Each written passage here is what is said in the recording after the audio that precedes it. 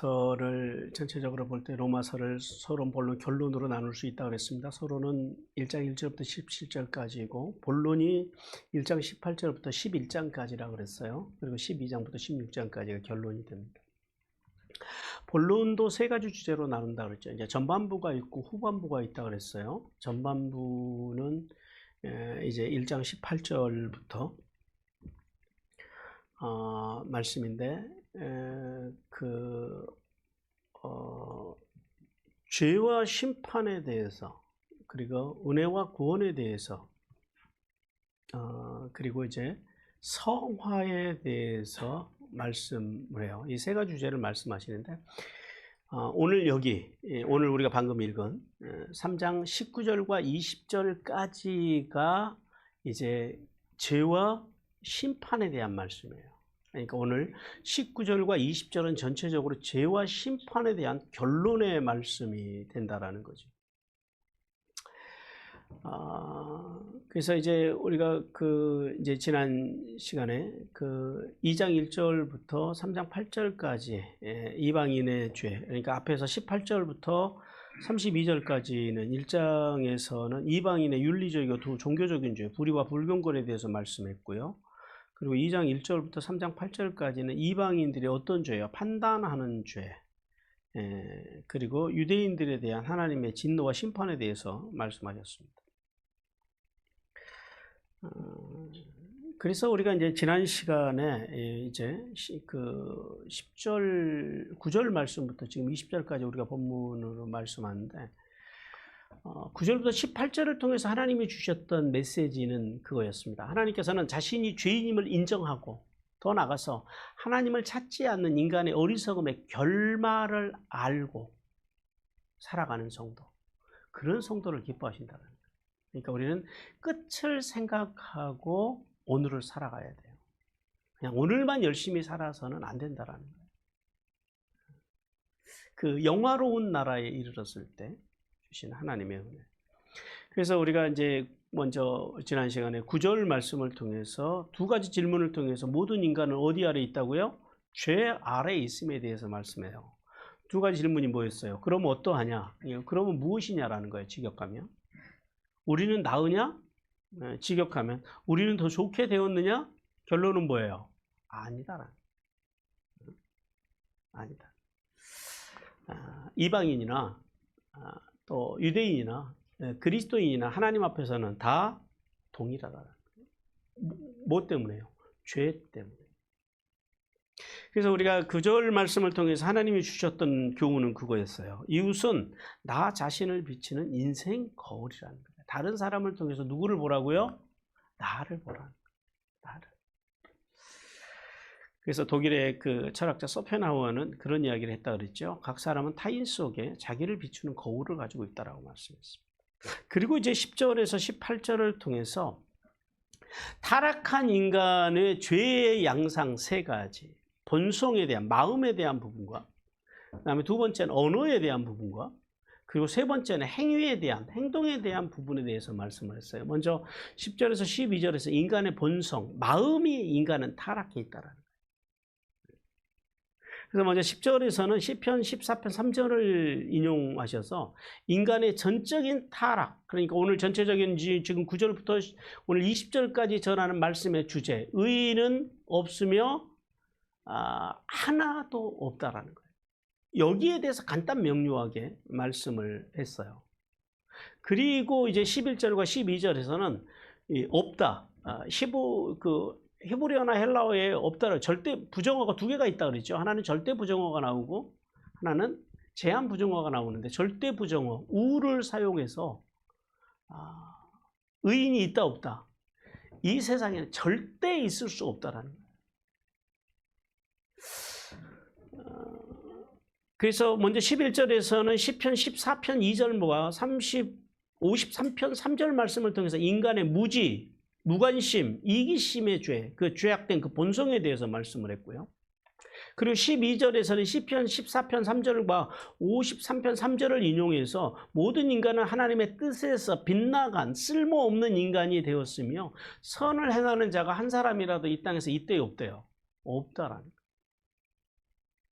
그리고 이제 13절과 14절에서는 인간의 언어에 대해서 말씀해요. 혀에 대해서 말씀해요. 먼저 13절은 시편 5편 9절과 그리고 140편 3절을 인용해서 인간의 그 이 발성기관, 목구멍과 그다음에 혀와 입술 이 세 가지를 통해서 뭘 말씀해요? 인간의 두 가지를 말씀했죠. 인간의 죄는 어디에 있는 거라고요? 마음에서 나온다라는 거예요.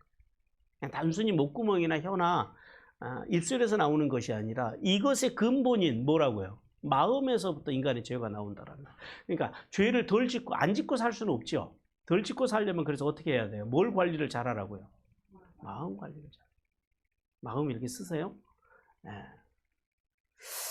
그리고 이제 14절에서는 인간의 그 부패한 언어를 다시 한번 시편 7절 말씀을 통해서 이제 말씀을 해요. 그리고 이제 15절부터 18절까지는 인간의 죄악된 행위에 대해서 말씀을 해요. 먼저 15절과 17절에서는 이사야 59장 7절 8절 말씀을 이용해서 타락한 인간의 행위 중에서 사륙과 파괴에 대해서 말씀을 합니다. 근데 그 파괴가 타락한 인간들은 자신만 그러니까 남만 파괴하는 것이 아니라 결국 누구까지 파괴하는 인생을 살아간다고요? 자기까지도. 그러니까 나쁜 짓을 하면 다른 사람만 망하게 하는 것이 아니라 자신까지도 망한다는 사실을 깨달아요. 그러니까 역설적으로 이야기하면 자기가 안 망하려면 나쁜 짓을 안 하고 살아야 된다라는 거예요. 그리고 이제 마지막 18절에서 시편 36편 1절 하반절을 인용해서 하나님을 두려워하지 않을 정도로 교만한 자, 그리고 불경건한 자의 특징, 그 특징이 뭐라고요? 그 사람들은 하나님을 두려워 안 해요. 예수 안 믿는 사람들은 하나님 두려워하지 않잖아요. 교회를 다녀도 믿음이 없는 사람들은요, 하나님에 대한 두려움이 조금도 없어요. 어떻게 아는지 아세요? 그 사람이 화가 났을 때 보면 알아요. 감정이 상했을 때 보면 알아요. 그 사람이 인생에 큰 어떤 해를 당하거나 어떤 불이익을 당했을 때 그 사람이 진짜 하나님의 사람인지 아닌지 알아요. 하나님에 대한 두려움, 경외가 있는 사람들은 어떤 경우에도 하나님을 두려워해요. 근데 그런 사람들은 감정이 올라오면 감정으로 해결한다라는 거예요. 그건 하나님에 대한 경외가 없다라는 거예요. 그래서 그 말씀을 통해서 하나님께서 이 세 가지 그 죄의 양상들, 인간의 타락한 본성, 그리고 타락한 언어, 타락한 행동, 이 세 가지를 통해서 주셨던 그 교훈은 그거였죠. 세상에 의인은 없나니 하나도 없다. 우리는 다 그냥 그렇고 그런 존재들이다. 그래서 우리가 두 가지를 깨달아야 된다 그랬어요. 하나는 이 세상에서 하나님의 기준에 부합해서 스스로 구원에 이를 만한 사람이 있다 없다? 없다라. 그리고 또 하나는 인간이 의로워질 수 있는 길은 오직 예수 그리스도의 십자가의 은혜, 즉 이신칭의 은혜를 받을 때만 가능하다라. 자, 오늘 본문 말씀을 들어가기 전에 한 가지 우리가 다시 한번 좀 짚고 가요. 율법을 지킨다라는 게 쉬워요, 어려워요? 아니요, 쉬워요. 어렵지는 않아요. 우리가 출애굽기나 레위기를 통해서 율법의 말씀을 공부했고 들었지만은 거기서 우리가 못 지킬 율법이 있어요, 없어요? 말씀이 5대 제사, 7대 절기, 뭐 못할 건 없잖아요. 유대인들은 실제로 지금 그걸 지켜요. 지킴으로 그들은 구원받는다 그래요. 근데 왜 율법으로는 구원을 못 받는다 그래요? 율법을 지키는데. 율법이 못 지키는 법이 아니에요. 하나님은 지킬 수 없는 얼토당토한 법을 우리에게 주시지 않았어요. 하나님께서 예를 들어서 매일 금 한도씩 바쳐라. 매일 산에 올라가서 산기도 해라. 이런 우리가 다 할 수 없는 그런 걸 요구하시는 게 아니잖아요. 유대인들은 실제로 율법을 그래서 그 사람들은 굉장히 잘 지켜요. 근데 왜 율법으로는 구원을 못 받는다 그래요? 그게 율법이 어려워서가 아니라 율법의 요구가 어려운 거예요. 율법이 뭘 요구해요? 탐임. 히브리어로 탐임. 이게 무슨 말이야? 완전함을 요구한다. 이게 문제라는 거예요. 5대 제사도 그렇고 7대 절기도 그렇고 하나님께서 우리에게 요구하시는 것은요. 완전하게, 근데 이게 어렵다라는 거예요. 한 번도 실수를 안 하고 끝까지 율법을 지킬 사람이 있다 없다. 그게 문제라는 거예요. 그러니까 여러분, 율법이 어려워서 율법을 못 지키는 것이 아니라, 못 지킨다고 하는 것이 아니라, 지금도 유대인들은 율법을 지키면서 산다니까요. 그러니까 그들은 율법으로 구원을 받는다고 생각을 해요. 그러니까 그게 율법이 어려워서가 아니라 그 율법을 처음부터 끝까지 죽는 날까지 단 한 번의 실수도 없이 완전하게 지킬 수 있는 사람이 없다. 그래서 율법으로는 구원받을 사람이 없다 그러는 거예요. 근데 유대인들은요, 율법으로 구원받을 수 있다 그러잖아요. 지키면 된대잖아요. 예, 돼요. 지킬 수 있어요. 못 지키는 법은 아니에요. 그러니까 모르니까, 율법에 대해서 모르니까 자꾸 율법은, 맨날 율법으로는 구원받을 사람이 없다 그러니까 우리는요, 율법을 배워본 적이 없잖아요. 레위기나 출애굽기를 처음부터 끝까지 말씀을 한 절 한 절 따라가면서 그 율법에 뭐라고 말씀하시는지. 근데 막상 레위기를 우리가 공부하고 출애굽기를 공부했지만 공부해 보니까 그 속에 난 이건 절대 못해 하는 게 있었어요, 없었어요? 없어요. 다 하면 할 수 있는 것들이라는 거예요. 근데 뭐가 어렵다고요? 완전함. 율법이 하나님께서 율법을 통해서 우리에게 요구하시는 것은 완전함인데, 이 완전함에 이를 수 있는 인간이 단 한 명도 없다라는 거예요. 그래서 율법으로는 우리가 의로움을 얻을 수 없다라고 하는 거예요. 그러니까 오해하시면 안 돼요. 율법이 어려워서가 아니라 율법이 요구하는 그 완전함. 그래서 인간이 완전해질 수 있는 길에, 그래서 딱 한 길밖에 없는 거예요. 누구요?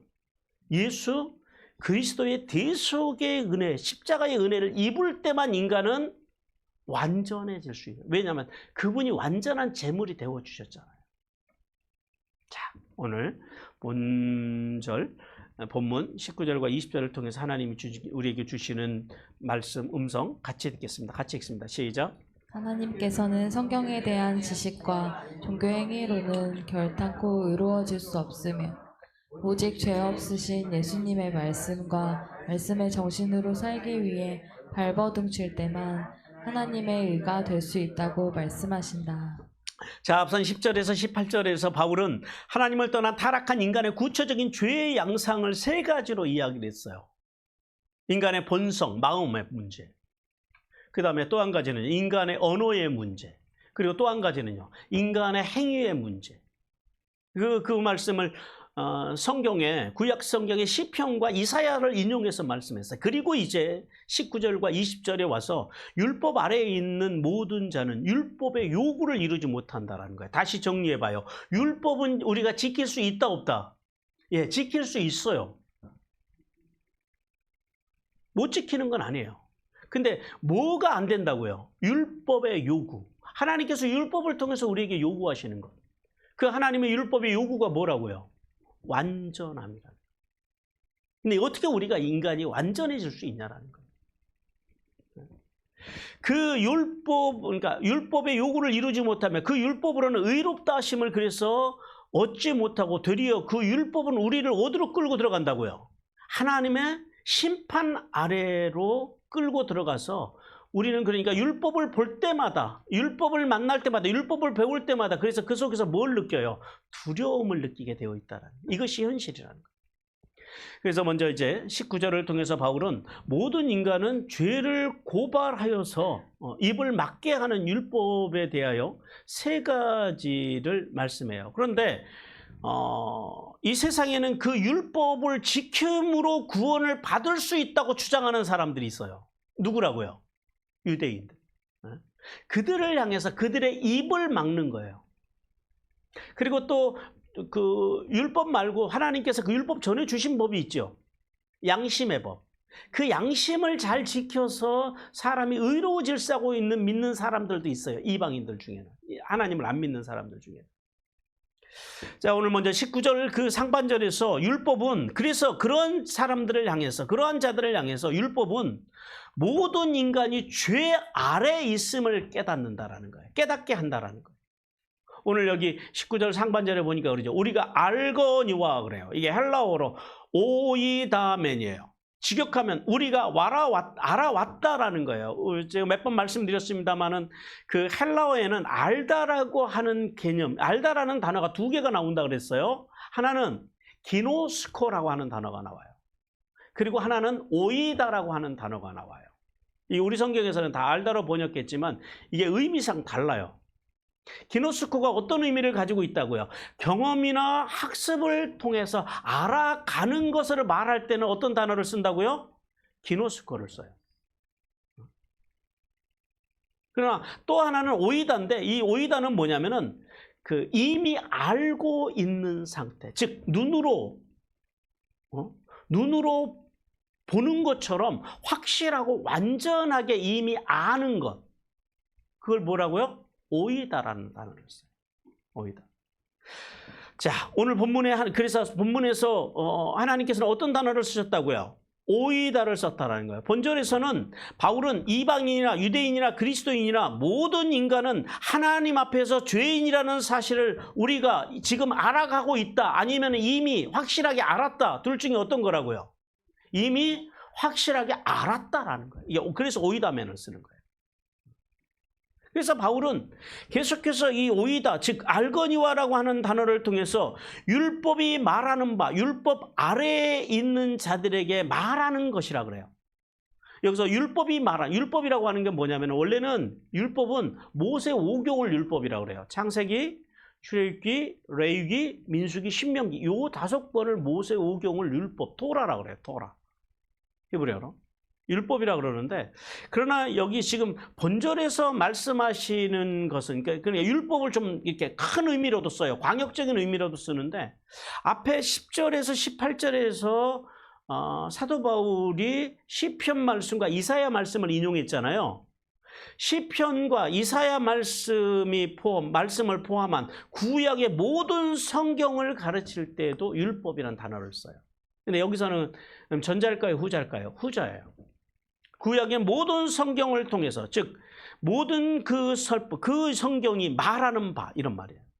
또한 율법 아래에 있는 자들이라 그래요. 율법 아래에 있다라고 하는 것에 대한 다양한 견해들이 학자들이 있습니다만은, 본절에서 율법 아래에 있다라고 하는 것은 무슨 말일까요? 예수님을 믿는 사람일까요? 아니면 율법으로 구원받을 수 있다라고 생각하면서 살아가는 사람들일까요? 후자죠. 예수 그리스도의 십자가의 은혜에서 제외된 사람들, 예수 그리스도를 영접하지 않은 이방인과 유대인들, 즉 율법과 양심의 법으로 인간이 의로워질 수 있다라고 믿는 사람들, 그런 사람들을 율법 아래에 있는 자들이라고 해요. 그래서 바울은 하나님께로부터 성문화된 율법을 받은 유대인이나 양심이라는 이 마음의 율법을 받은 그 이방인들, 헬라인이라도 그 누구라도 율법과 양심을 근거해서 자신의 의를 드러낼 사람이 한 사람이라도 있다 없다? 없다. 이게 오늘 설교의 전체적인 내용이에요. 그리고 이제 19절 중반절에서 모든 인간은 입이 막혀서 어디에 그동안 입이 열려 있었어요? 내가 율법으로 구원받을 수 있다, 양심으로 구원받을 수 있다라고 떠들던 그 입을, 뭐가요? 율법의 참된 의미가 그들이 그 율법과 양심의 법으로 의롭다 할 수 있다라고 하는 그 입을 어떻게 했다고요? 닫게 했다라는. 그래서 오늘 본문 말씀에 닫고 그러죠. 막고 그럽니다. 이 모든 입을 막고 그래요. 이 막고라고 하는 말은 헬라어로 프라게인데 이게 원래 군사적인 용어예요. 적들에게 그 전쟁을 치르기 위해서는요, 군인들이 제일 먼저 하는 게 뭔지 아세요? 적진에 가면 진치를 구축하는 거예요. 그래서 방어와 보호를 목적으로 이렇게 좀 높은 지역, 산 같은 데 올라가 가지고 이렇게 울타리를 쳐요. 요새를 만들어요. 이것을 프라게라 그래요. 하지만 본절에서는 단순히 그런 뜻이 아니라 유대인이든 이방인이든 율법과 양심의 법에 비추어서 자신의 삶을 선하다고 자랑하거나 변명하거나 정당화하는 그 어떠한 말도 입이 막혀서 할 수 없게 된 것, 그 상태를 이 프라게가 의미한다라는 거예요. 왜냐하면 영적으로 무능력한 인간은 그 누구도 율법과 양심의 법을 완전하게 지킬 수 있다 없다? 없다. 이게 문제라는 거예요. 그리고 이제 19절 하반절에서 율법은 온 세상이 하나님의 심판 아래 있음을 알게 합니다. 오늘 여기 19절 하반절에 그러죠. 온 세상으로 하나님의 심판 아래 있게 하려 함이라 그래요. 뭐가요? 율법이. 율법이 하는 역할이 그렇다라는 거예요. 여기 심판 아래 있다라고 하는 건 이건 그 재판 용어예요. 이게 그 헬라어로는 히포디코스라고 그래요. 이게 이 재판 법정 용어인데 어떤 사건으로 형법을 위반해서 재판을 받아야 하는 상태를 심판 아래 있다. 히포디코스라고 그래요. 바울은 율법의 기능이 심판대 앞에 있는 인간들을 보호하거나 해방시켜 주는 게 아니라는 거예요. 율법의 역할이 뭐라고요? 죄를 죄되게 하는 역할을 해요. 그러니까 죄를 드러내요. 그리고 하나님의 심판대 앞에서 그 죄를요, 뭐 하는 기능을 해요? 율법이 기소하. 이거 죄인데요? 이 사람이 이 죄 졌는데요? 라고 죄를 죄로 드러나게 하는 역할을 뭐가 한다고요? 율법이 한다는, 고발하는 역할을 한다는. 그래서 그런 의미에서, 그래서 율법 앞에서는, 그래서 이 율법이 불순종이라고 하는 측면에서 율법을 받은 유대인이나, 왜냐하면 율법은 죄를 고발하는 역할을 하지 보호하는 역할을 안 하니까, 불순종이라고 하는 측면에서 율법을 받은 유대인이나 그 다음에 양심의 법을 받은 이방인들이나 모두가 하나님의 심판 아래서 어떤 존재가 되었다고요? 다 죄인이라. 그러니까 율법 앞에 서면 사람은 한마디로 다 죄인이 된다는 거예요. 그래서 의인은 없으며 아무도 없다라는 거예요. 자, 성도 여러분, 본절의 말씀을 통해서 하나님께서는 우리에게 이렇게 교훈하십니다. 하나님의 교훈 같이 읽겠습니다. 시작. 하나님의 은혜를 받았다는 사실보다 은혜를 주신 이유와 목적을 아는 것이 중요하다. 예, 오늘 그 본문 속에서 그러죠. 율법이 말씀하신 바라고 말씀을 해요. 율법이 말하는 바. 19절 그 상반절에. 이 말씀을 통해서 하나님께서는 신앙의 길에서 진짜 중요한 게 뭔가를 말씀을 하세요. 기본적으로 그 시내산에서 하나님께서 모세를 통해서 율법을 주셨잖아요. 근데 이 율법을 바라보는 관점이 바울하고 유대인들하고 이게 달라요. 똑같은 율법인데 왜 다른지 한번 들어보세요.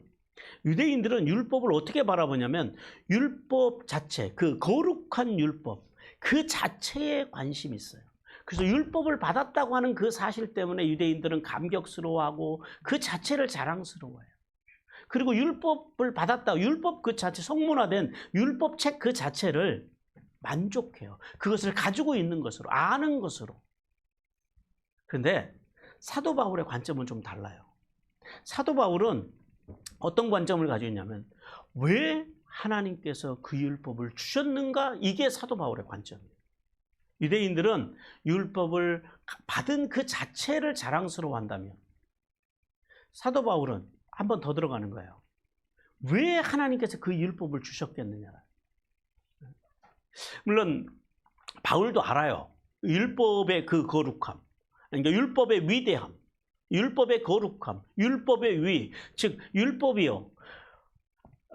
믿는 영혼들을 그 하나님께로 인도하고 예수님께로 인도하고 또 영혼을 소생시키고 구원의 길로 안내한다라는 역할을 한다라는 율법의 위대함을 안다라는 거예요. 하지만 바울은 율법으로는 의로움을 입을 육체가 있다 없다? 없다라는 사실을 알고 있다라는 거예요. 근데 유대인들은 반대로 이걸 몰라요. 율법으로 구원을 받을 수 있다라고 생각을 했다라는 거예요. 그래서 율법으로는 구원과 영생에 이르지 못한다라는 사실. 다만 율법은 어떤 역할을 하냐면 믿음으로 구원받은 성도로 하여금 죄에 대해서 바르게 하는 거예요. 율법은 죄와 의를 나누는 거예요. 그래서 죄에다 초점을 맞춰요. 이건 죄야? 그러니까 이거 하지 말아야 돼? 여기에다 초점을 맞추는 게 율법이라는 거예요. 그래서 그 죄를 정확하게 알게 해서 하나님의 구원받은 백성들로 하여금 하나님의 백성으로 바르게 살도록 도와주는 게 뭐라고요? 알게 해주는 게 이게 율법의 역할이라는 거예요. 따라서 우리가 여기서 중요한 한 가지를 깨달아야 돼요. 우리가 하나님 앞에서 살아가면서 예수 그리스도를 믿으며 살아가면서 예수님의 십자가의 사랑으로 크고 놀라우신 하나님의 은혜를 받은 것 굉장히 중요하죠. 그 사실이 중요하지만은 그러나 진짜 우리에게 중요한 것이 있는데 그게 뭐라고요? 사도 바울의 관점. 왜 하나님께서 그 은혜와 그 사랑과 그 기적을 우리에게 베푸셨는지 여기에 대한 질문이 있어야 된다. 여러분, 예수님께서 이 세상에 계셨을 때 3년의 공생애 동안에 예수님이 가장 많은 시간을 보낸 곳이 어느 도시일까요? 1번 예루살렘, 2번 물론 갈릴리 지역인데 갈릴리 안에도 여러 도시들이 있잖아요. 가버나움. 둘 중에 하나만 골라보세요. 어렵지 않죠? 어디에서 예수님이 많은 시간을 보내셨을까요? 네, 맞아요. 가버나움을 중심으로 예수님께서 대부분의 시간을 보내셨어요. 무슨 말이에요? 거꾸로 말하면 가버나움에서 가장 많이 말씀하셨고 가버나움에서 가장 많은 은혜 그 기적을 행하셨고 가장 좋은 많은 교훈들 가르침을 주셨다라는 거예요. 그런데 예수님께서 그 가버나움을 향해서 충격적인 말씀을 하세요. 마태복음 11장 23절과 24절 같이 읽습니다. 시작. 가버나움아 내가 하늘에까지 높아지겠느냐 음부에까지 낮아지리라. 내가 행한 모든 권능을 소돔에서 행하였더라면 그 성이 오늘까지 있었으리라. 내가 너희에게 이르노니 심판날에 소돔 땅이 너보다 견디기 쉬우리라 하시리나. 예수님의 가장 은혜를 많이 받은 이 가버나움 사람들 그들을 향해서 예수님께서 지금 뭐라고 말씀하고 계세요? 구약에서 가장 타락한 도시라고 생각하는 가장 타락한 대표적인 도시인 소돔보다 뭐가 더 지금 타락해 있다고요? 가버나움. 아예 소돔과 고모라가 가버나움보다 더 낫다라고 말씀을 해요. 왜요? 가장 예수님의 많은 은혜를 경험했고 가장 예수님의 많은 가르침을 받았고 가장 많은 예수님의 기적을 체험했던 그 가버나움. 그 가버나움이 구약의 대표적인 타락의 도시인 소돔보다 하나님 예수님으로부터 더 강한 저주와 책망을 받고 계시다. 그러면 왜 가버나움은 그런 저주의 말씀을 예수님으로부터 듣고 있느냐라는 거예요. 가버나움 사람들은요. 예수님께서 자신들 가운데 오셔서 베풀어 주신 은혜에 대해서 그들은 첫째 감사하지 않았더라. 그러니까 그 예수님이 오신 예수님의 말씀을 그들은 귀히 여기지 않았다라는 거예요. 그 은혜 속에 담긴 예수님의 사랑을 그들이 제대로 이해하지 못했다라는 거예요. 아니, 좀 더 깊이 보면은 그들은 예수님에 대해서, 예수님의 말씀에 대해서, 예수님이 전하신 하나님의 나라에 대해서 관심이 있었다, 없었다? 없었다. 오늘날 누구를 닮아 있지 않습니까? 그들은 그럼 뭐에 관심이 있었을까요? 기적. 오늘 이 땅에서 누리는 복, 기복, 만몬이죠. 온통 이런 데만 관심이 있었다는 거예요. 마치 누구하고 비슷하지 않아요? 오늘날도 많은 그리스도인들이 유대인들처럼 수많은 예배와 말씀과 기적과 각종 하나님의 은혜들을 경험하면서 하나님 앞에서 살아가요. 그래서 그들은 은혜에 대해서 받은 은혜에 대해서 자랑도 하고 그리고 또 그 받은 은혜와 기적을 자랑스럽게 생각을 해요. 하지만 마치 이 가버나움 사람들처럼 왜 그런 은혜와 기적과 그런 깨달음이 자신의 삶과 가정과 교회에 임하였는지 거기에 대해서는 정작 관심이 없다. 따라서 성도는 율법을 받은 것만으로 자부심을 삼고 살아가는 유대인들을 통하여 하나님으로 받은 은혜와 사랑에 대해서 기적에 대해서 우리는 두 가지를 기억해야 합니다. 하나는 하나님의 은혜와 기적을 경험할 때마다 우리는 먼저 생각해야 되는 것이 있어요. 오늘도 여러분이 이 말씀을 통해서 예배를 통해서 하나님의 은혜가 여러분에게 임했다면 왜 하나님께서 이 은혜를 나에게 이 사랑을 내게 베풀어 주셨는지 거기에 대한 진지한 고민이 있어야 된다. 그냥 나 은혜 받았어가 아니라 왜 그럼 하나님께서 오늘 나에게 이런 은혜를 주셨지? 라는 고민이 하나가 있어야 되고요. 그리고 또 하나는 그 받은 풍성한 은혜에 대한 갚으려고 하는 자세를 가져야 돼요. 받았으면 갚으려고 하는 자세를 갖는 것이 기본적이라는 거예요. 우리는 두 가지로 갚을 수 있어요. 하나는 수직적으로 하나님을 섬기는 일에, 주님의 몸인 교회를 세우는 일에, 그리고 수평적으로는요, 그 받은 은혜와 사랑을 가지고, 그 기적을 가지고 이웃들 속에 들어가서요, 본이 되는 삶을 통해서 세상의 십자가의 구원의 은혜를 전하라는 사명을 깨닫고 그 사명을 위해 발버둥 치는 삶을 살아가기를 주님께서 원하십니다. 그러므로 성도는 은혜와 기적을 받는 것에 대해서 기뻐하고 감사하는 삶을 살되, 그 받은 은혜와 기적 속에서, 그 기적 속에는 하나님이 주신 사명이 있음을 깨닫기를 주님께서 원하십니다. 즉 받은 은혜와 그 풍성함을 가지고 어떤 사명을 주셨어요? 왕의 제사장의 삶. 왕의 제사장은 뭐 하는 사람들이에요? 왕은 돕는 사람들. 하나님이 주신 은혜와 하나님이 주신 풍성함이 있다면 그 힘을 가지고 세상에 나가서 사람들을, 어려운 사람들을 가서 도와주라라는 거예요. 이게 사명이에요. 제사장은요, 품는 사람이에요.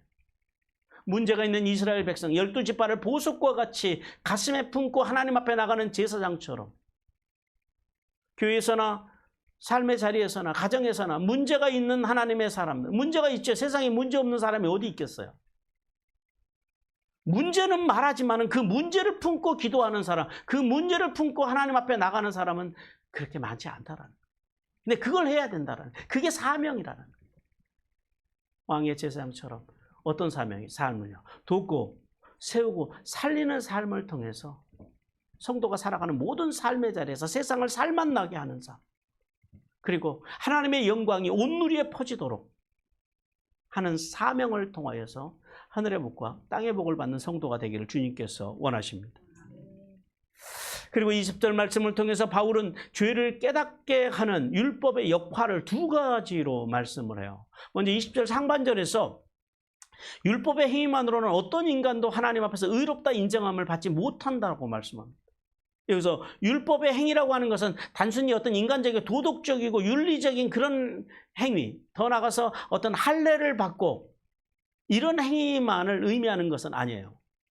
여기서 율법의 행위라고 하는 것은 모세 오경을 비롯한 구약의 모든 선지자들을 통해서 주신 하나님의 말씀을 행하는 것, 그리고 더 나아가서는 하나님께서 율법 이전에 주신 양심의 법, 그 양심의 법까지도 포괄하는 것이 율법의 행위예요. 그런데 이것을 가지고는 의롭다 함을 얻을 육체가 있다 없다, 이거 가지고는 안 된다. 의롭다 하심을 얻다라고 하는 말씀은 헬라어로 디카이오데세타이라고 그래요. 이게 원래 바로 잡다라는 의미인데 전적인 하나님의 공의의 심판, 이것을 의미해요. 그러니까 의롭다 하심이라고 하는 하나님의 전적인 공의의 심판, 하나님께서 하나님의 심판에서 이 율법과 양심의 법으로는 구원을 받을 수 없는 것, 의롭다 하심을 받을 수 없는 게, 그게 왜 그렇다고요? 율법이 어려워서요? 아니요. 율법이 어려운 게 아니라 하나님께서 율법을 통해서 우리에게 요구하시는 게 있다고요. 율법의 정신이 뭐예요? 완전함. 하나님께서 우리에게 요구하시는 것은 온전함이에요. 그래서 우리가 번제나 소제나 뭐 화목제물은 조금 다르지만은 속제제나 속건제를 드릴 때 제물이 흠이 있으면 돼야 안 돼요. 그래서 레위기에 보면 제물에 대해서 흠 없는, 이게 이제 완전한, 탐임이라고 하는 단어가 많이 등장을 해요. 흠이 없어야 된다라는 거예요. 네, 단 감사의 예물이나 자원함으로 서원함으로 드릴 때는 조금 좀 흠이 있어도 하나님께서, 그러니까 자원하는 예물에 대해서는 흠이 있어도 좀 받으세요. 그러나 어떤 속죄제나 번제를 드릴 때는요, 절대 흠이 있어서는 안 된다라는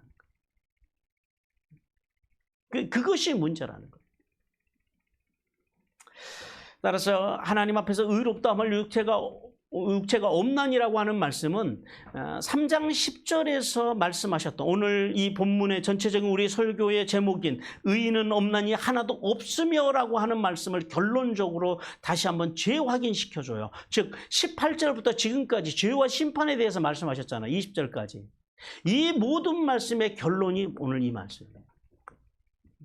육체로는 하나님 앞에서 의롭다함을 받을 육체가 있다 없다. 율법의 행위로는. 이것이 결론이에요. 이 결론의 말씀입니다. 바울은 구원이 인간의 행위에 대한 보상이 아니라 그래서 구원은 뭘로 오는 거라고요? 예수님의 은혜를 믿음으로 주어지는 하나님의 구원은 선물이라는 거예요. 우리 에베소서 2장 8절 9절 같이 읽겠습니다. 같이 읽습니다. 시작. 너희는 그 은혜에 의하여 믿음으로 말미암아 구원을 받았으니 이것은 너희에게서 난 것이 아니요 하나님의 선물이라.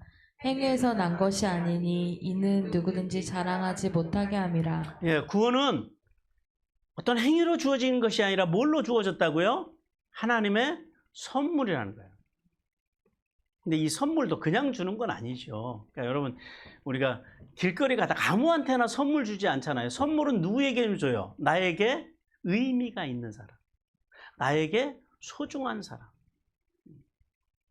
그러니까 어떻게 보면 선물도 결국은 조건이 있어요. 아무 조건이 없는 게 아니에요. 그 조건이 뭐예요? 하나님께로부터 선물을 받는 조건이 믿음이라. 그러니까 믿음이라고 하는 철로가 놓여야지 여기에서 하나님의 선물이 흘러간다라는 거예요. 근데 믿음은 어려운 거예요? 쉬운 거예요? 이게 쉬운 거잖아요. 믿음처럼 쉬운 게 믿으면 주신대잖아요.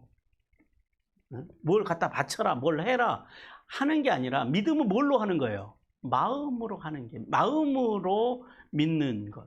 이것이 믿음이란 말이에요. 그 믿음으로 주어지는 거라는 거예요. 그리고 이제 20절 마지막 하반절에서 율법의 기능에 대해서 말씀하시는데 율법의 기능은 오직 뭐에만 있대요?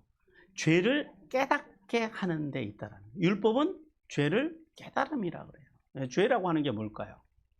죄는 하나님의 말씀, 즉 하나님의 뜰에서 이렇게 빗나가는 게 말씀이에요. 그게 죄예요.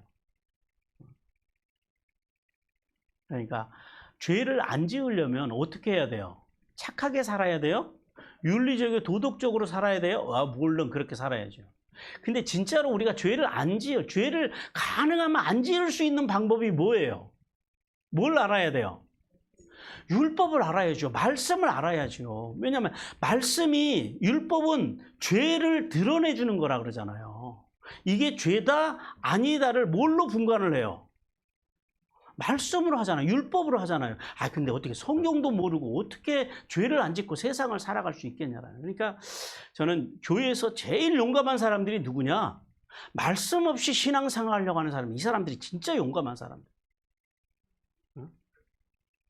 마치 전쟁터에 나가는데 총 한 자루 없이 그냥 맨몸으로 무장도 없이 군복 다 벗어 제끼고 철모 벗어 제끼고 알몸으로 전쟁터에 나가는 사람하고 이게 똑같다라는 거예요. 그러니까 여러분들 하나님의 말씀을 알지 못하면 그러니까 예수님을 예수 그리스도를 믿는다라는 게 가능해요? 불가능해요? 불가능합니다. 근데 오늘날 우리 현실 속에는요. 너무 이런 사람들이 많다라는 거예요.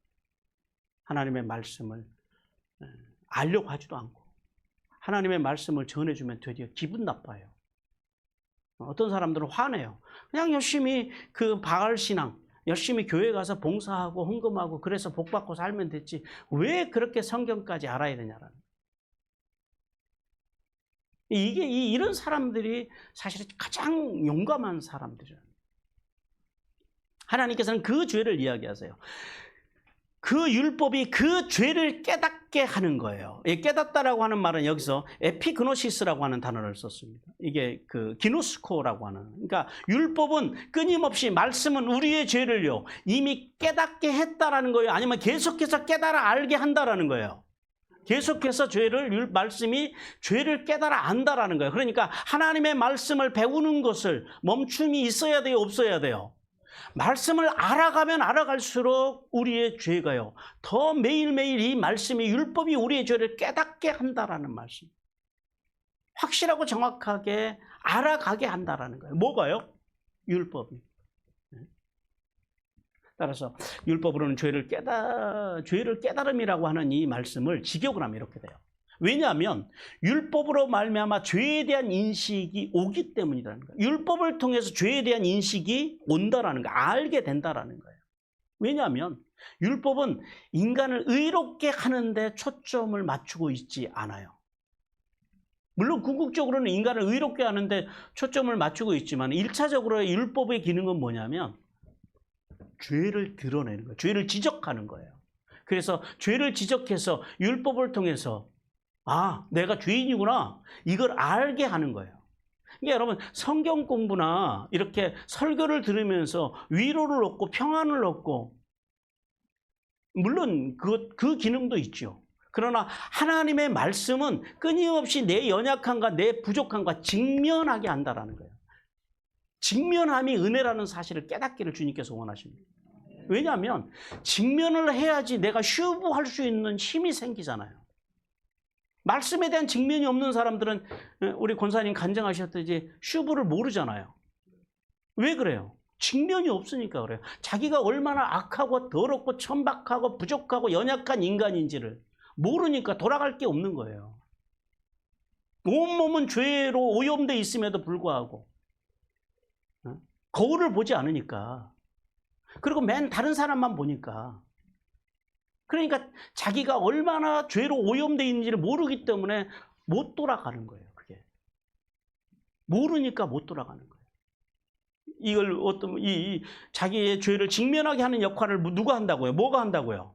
하나님의 말씀이요. 율법이 끊임없이 이 자식이 자기를 보게 한다라는 거예요.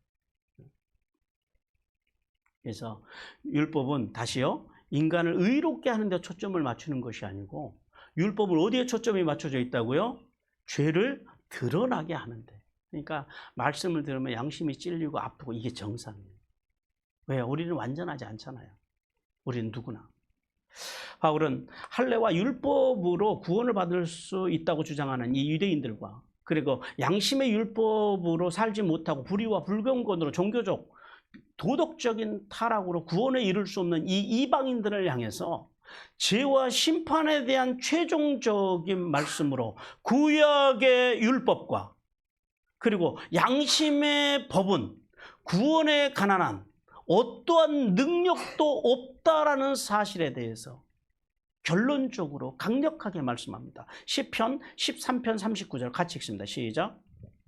또 모세의 율법으로 너희가 의롭다 하심을 얻지 못하던 모든 일에도 이 사람을 힘입어 믿는 자마다 의롭다 하심을 얻는 이것이라. 그러나 여기서 우리가 한 가지 오해하지 말아야 돼요. 우리가 잘 깨닫고 가야 되는 게 있어요. 그게 뭐냐면, 율법이 구원의 길은 될 수가 없어요. 그러니까 구원에 관한 한 율법은 무능해요. 율법으로는 구원을 받을 수가 없어요. 그렇다고 해서 율법이 그러면 모든 면에서 무익하냐?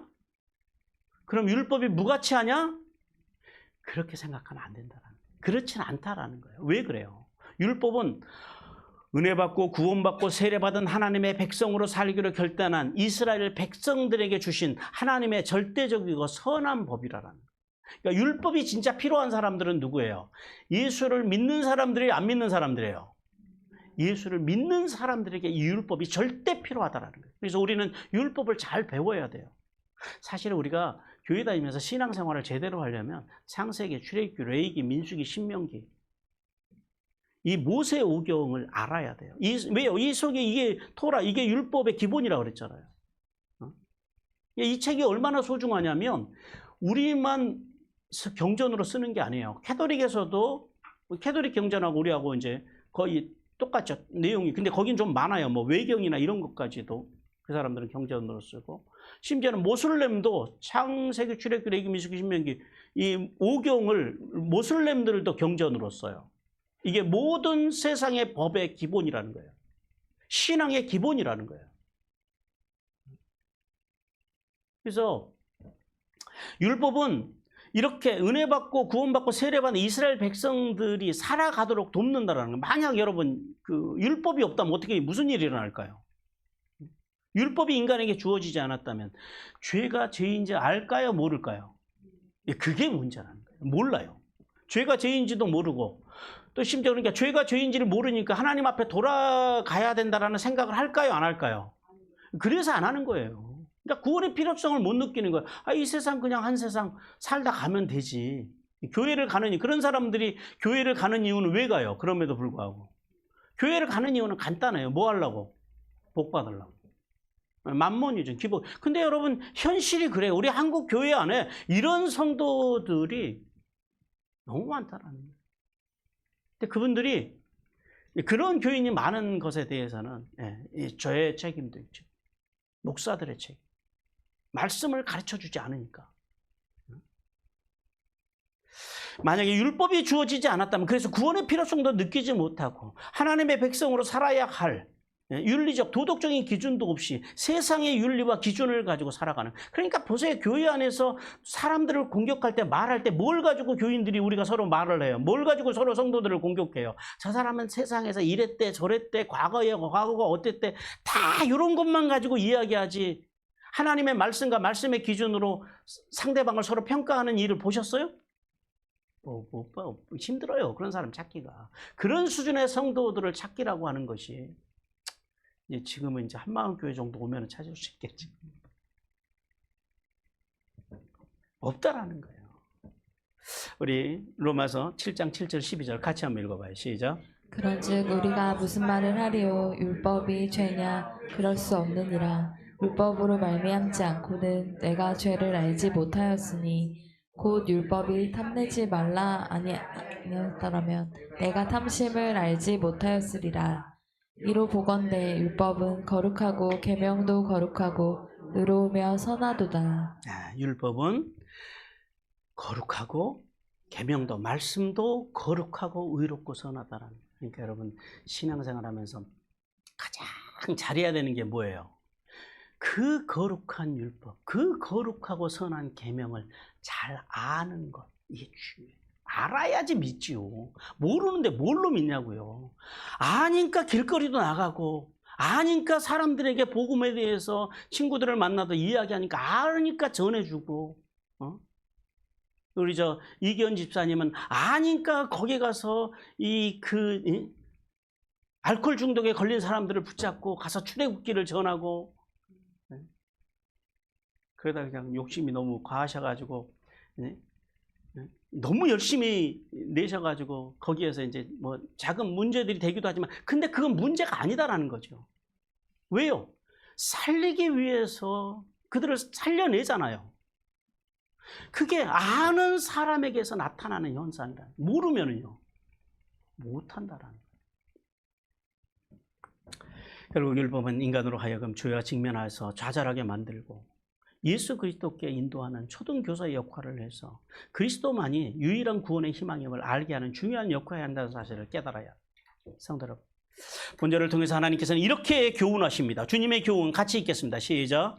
성경을 많이 읽고 배우고 암송하는 것도 중요하지만 말씀과 말씀의 정신으로 살기 위해 발버둥치는 것이 더 중요함을 깨달으라. 바울 당시에 유대인들은 율법의 가장 중요한 기능, 즉 뭐예요? 죄를 깨닫게 해서 정죄하는 기능을 유대인들은 몰랐어요. 단지 그들은 뭐만 알았냐면 율법을 지킴으로. 율법을 지키는 게 쉽다고 어렵다고요? 그거 어렵지 않아요. 뭐가 어려운 거예요? 완전하게 지키는 게 어려운 것이지 대충 지키는 것은 할 수 있죠. 5대 제사 드리고 7대 절기 지키고 그게 뭐 어려움냐라는 거예요. 잡으라는 거 잡고 먹으라는 거 먹고 나를 지키는 거 그거 그렇게 어려운 게 아니다. 여러분 주일날 교회 오는 게 어려우세요? 어렵지 않아요. 근데 뭐가 어려우세요? 하나님의 말씀과 말씀의 정신으로 삶의 자리에서 살아내는 게 쉬우세요? 어려우세요? 그거예요. 율법의 기능도 마찬가지예요. 그래서 이 유대인들은 그걸 모르기 때문에 율법을 지킴으로 구원에 이를 수 있다라고 하는 생각을 하니까 스스로 교만해져서 그들이요 구원의 주로 오신 예수님마저도 배척하고 말았다는 거예요. 그래서 하나님께서는 바울을 통해서 율법은 믿음으로 구원받은 성도가 죄를 깨닫게 하는 역할을 할 뿐이다라고 강조해서 말씀하는 거예요. 오늘날 한국 교회 안에는 유대인들과 같은 실수를 하는 교인들이 제법 있어요. 즉 성경을 많이 읽고 배우고 심지어 어떤 분들은요 성경 구절을 암송하고 성경을 맷독을 하고 그걸 자랑을 해요. 자랑하는 이유는 뭐예요? 나 이만큼 믿음 있는 사람이야. 그래서 나는 반드시 구원받을 수 있을 거야. 그것을 믿음의 어떤 척도로 제시하기도 한다라는 거예요.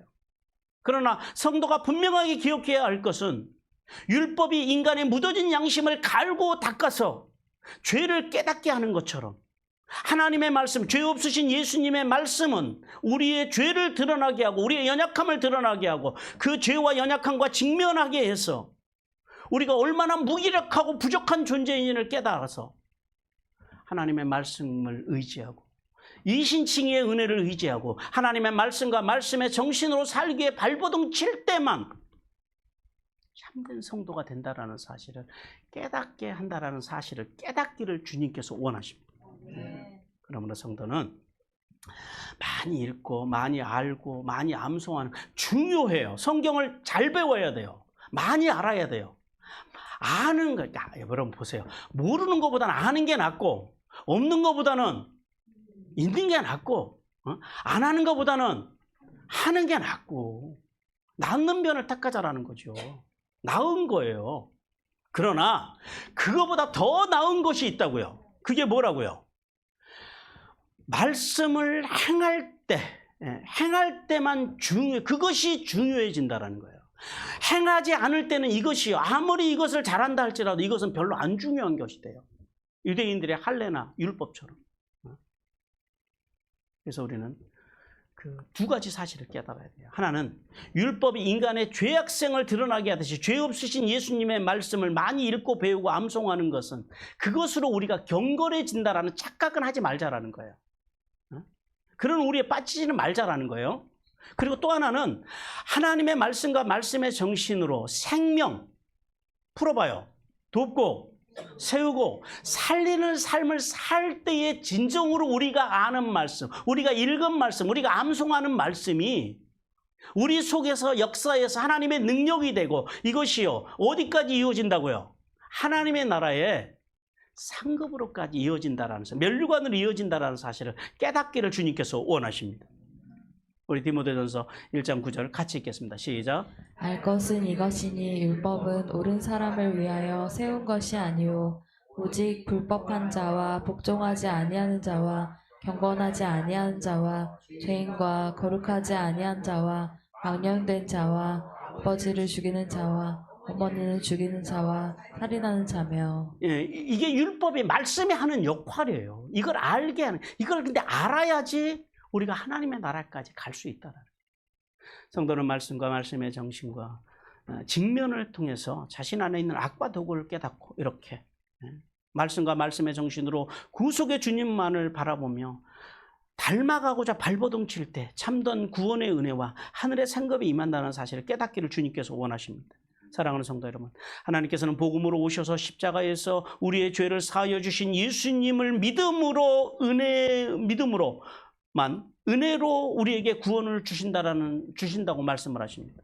따라서 성도는 그 은혜로 주신 하나님의 뜻, 즉 생명을 돕고 세우고 살리는 사명이 주어졌음을 알아야 돼요. 하나님이 여러분에게 뭔가를 주셨다면 그것은 뭐 하라고 주신 거라고요? 생명. 여러분의 직분도 마찬가지고 여러분의 부유함도 마찬가지고 여러분의 지식도 마찬가지고 건강도 마찬가지라는 사실을 깨달아요. 그것은 다 사명과 연결되어 있다는 거예요. 따라해 보세요. 나의 은혜는 나의 사명과 연결된다. 이걸 알아요. 그리고 또 하나는 율법을 받고 자랑스러워하는 유대인들처럼 말씀을 바로 알고 깨우치는 것도 중요하지만 진짜 중요한 게 뭐라고요? 슈브의 신앙과 바님의 신앙으로 말씀과 말씀의 정신으로 살기 위해서 발버둥 치는 것. 이것이 진짜 중요하다는 사실을 깨닫기를 주님께서 간절히 원하십니다.